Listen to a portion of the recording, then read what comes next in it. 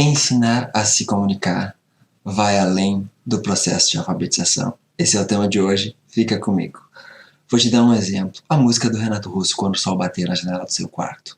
E toda dor vem do desejo de não sentirmos dor. Isso é uma máxima filosófica, né? Uma frase. Agora, e toda dor vem do desejo de não sentirmos dor. E quando é? E toda dor vem do desejo de não sentirmos dor.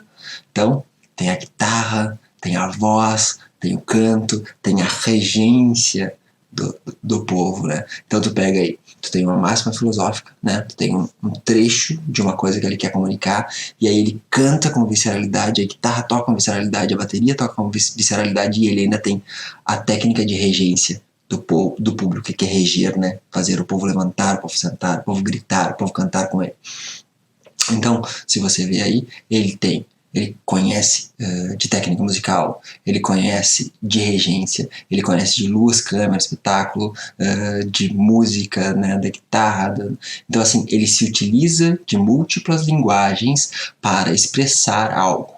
Então, o que ele quer expressar? Toda dor vem do desejo de não sentirmos dor. E ele se utiliza de uma gama de linguagens para fazer isso. Comunicar sentimentos, emoções, conceitos que a linguagem natural não alcança, e tu tem essa gama e esse subterfúgio para conseguir isso. Nós já vamos chegar nas crianças. Shakespeare. Você tem lá Hamlet. Pega uma caveira na cabeça, na mão, e o Hamlet diz: ser ou não ser? Eis a questão. Ter sido ou não ter sido essa caveira. Poder ter vivido outras vidas, ter estado em outros corpos, é essa a questão.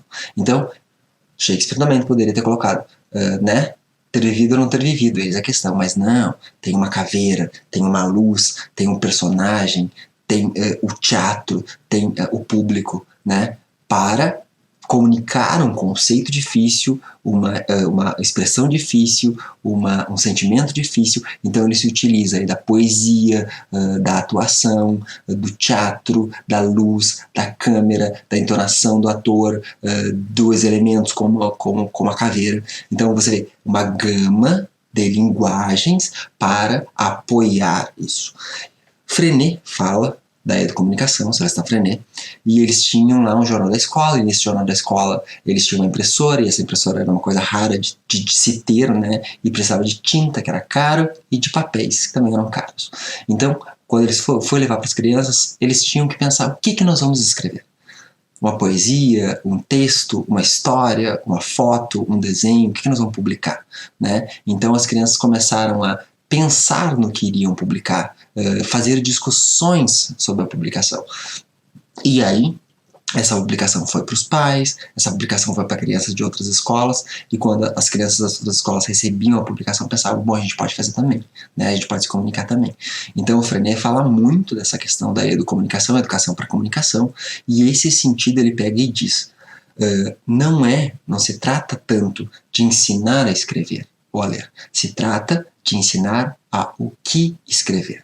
E aí, se a gente for lá para Loris Malaguzzi, em Reggio Emilia, na Itália, ele puxa muito para a questão das 100 linguagens da criança. Então, o que a gente vem trabalhando aí no clube é esse protagonismo infantil, é essa criança produtora de cultura, é essa criança que é ouvida, e é essa criança que vai ter às suas mãos múltiplas linguagens. Então, quando a gente pensa em criar um livro, me conta a história da formiga que estava no formigueiro, e aí ela caiu, e daí lá embaixo tem um mar, e daí o mar levou ela, e daí ela caiu numa cachoeira, e dentro da cachoeira ela foi comida por um tamanduá, entendeu? Essa é mais ou menos a história que as crianças nos contam. E por que não aproveitar isso, né? E por que a gente não criar esse formigueiro, por que a gente não criar essa cachoeira, por que a gente não criar optar por múltiplas linguagens? Então vamos desenhar isso, vamos pintar isso, vamos tirar uma foto disso, né?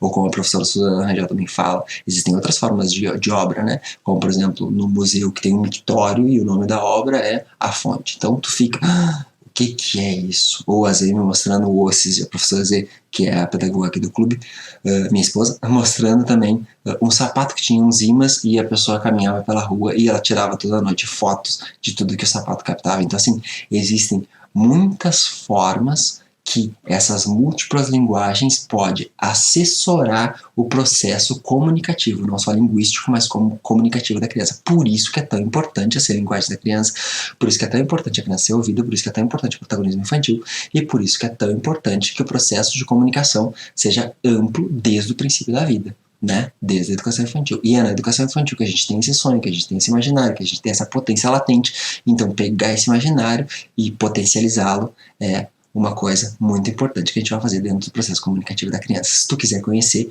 o projeto Histórias que Brincam, tá o link aqui embaixo. Esse foi um Drops, foi um vídeo pequenininho, e eu espero que tu tenha gostado, e dá uma comentada aí em qual história que a criança te contou que tu ficou assim, isso dava um filme. Sempre dá um filme. E aliás, dá pra fazer. Curte ali no projeto Histórias que Brincam, que tá aqui embaixo, que tu vai ver que dá. Um abração do Cris, do professor Micael, e muito obrigado por ter ouvido a gente, o nosso coletivo de professores de educação infantil. Obrigado.